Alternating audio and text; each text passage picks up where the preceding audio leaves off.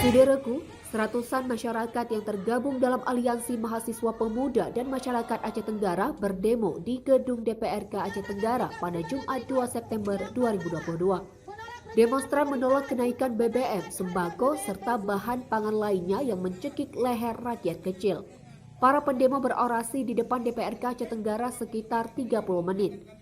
Tak lama kemudian, pendemo disambut oleh Wakil Ketua DPRK Aceh Tenggara, Jamudin Selian, anggota DPRK, Arnold Napitupulu, Supian Sekedang, Mufti, dan Musyadi.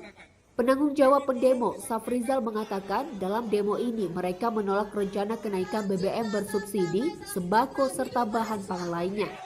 Bukan hanya itu, ia juga meminta kepada Polres Aceh Tenggara agar menertibkan dugaan ada mafia penimbun BBM, penjual BBM pakai jerigen dengan jumlah banyak dan melakukan pengawasan dengan melibatkan personel polisi di setiap SPBU.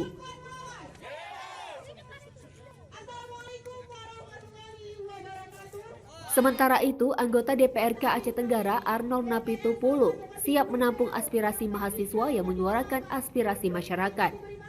Mereka sangat mendukung karena wacana kenaikan BBM ini merupakan isu nasional di Indonesia dan sebagai wakil rakyat menolak rencana kenaikan BBM bersubsidi. Hal senada diutarakan Supian Sekedang dan anggota dewan lainnya. Dari Aceh Tenggara, Asnawi Lui, Tribun Gayo TV. Akulah orangnya.